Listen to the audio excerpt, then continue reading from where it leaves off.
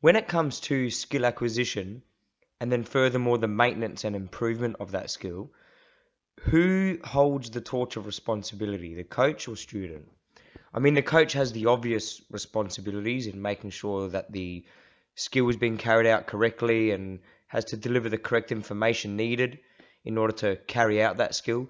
But then how much is it then to the discretion of the student to implement and exercise the skill in order for it to be effectively acquired and then furthermore applicable? I vividly recall how much my coaches stressed to us lads competing at the time that it's up to us to comb out the bad habits and correct our own flaws. And not only having experienced it from the receiving end as a student, but now on the delivering perspective as a coach, I can really realize how very true this whole idea is. It's not enough to be able to carry out a skill in an isolated environment, first of all, and with accuracy to the pleasure and approval of the coach at that very moment. But can the skill be carried out upon demand or by default with a borderline subconscious execution in the unpredictable kind of ring environment? So, for example, if a student is shown a new skill, he or she being a beginner or advanced boxer is completely irrelevant because these problems are across the board. Or even better yet, rather than having been shown a new skill, let's make things even simpler and say that a pre-existing skill has been corrected. So the flaw has been identified and explained as to why it's wrong. So next, the student has been given a series of demonstrations and received an elaborate explanation of how to correctly do the skill.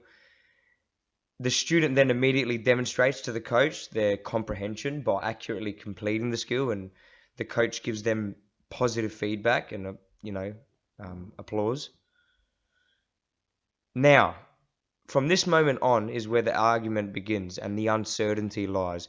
Who is responsible for making sure that the correction of this skill is maintained and that the student doesn't relapse into bad habits? The coach or the student? This is where I truly believe that the coach has done his job or her job, and a very large portion of the responsibility to improve that skill and avoid previous flaws or pre-existing habits, bad habits, is now on the student.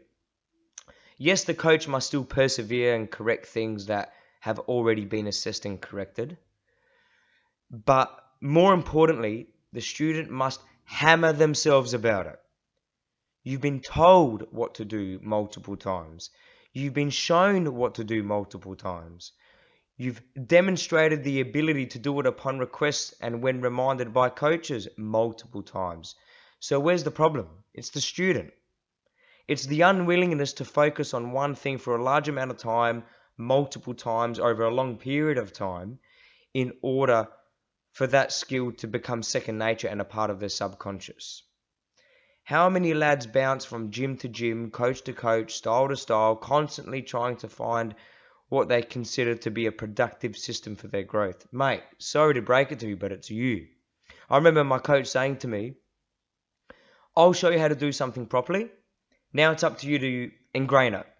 Just because I've shown you how to do something correctly, and then you've expressed acknowledgement by doing it in front of me at that very moment, doesn't mean anything. Next week when I turn around and watch you shadowboxing, making the same simple mistake, it just shows me how little you've gone off and practiced it. The bottom line is that coaches aren't handholders. They're coaches. They deliver knowledge. So many boxers have an unrealistic fantasy idea of what it means to develop as a boxer. It's not Mr. Miyagi attentively watching you throw an intricate combination repeatedly for 3 hours every day. It's Coach Bob saying, Johnny, put your chin down once or twice. And then Johnny putting his chin down and making sure he continues to do it when Coach Bob isn't around, so that eventually, voila, Johnny's chin is down all the time. And why? Is it because Bob is an amazing coach? Hey, Coach Bob very well may be, but not quite. But because Johnny is a good listener, does what he's told, and puts in the hours because he understands that skill acquisition is something earned, not something given.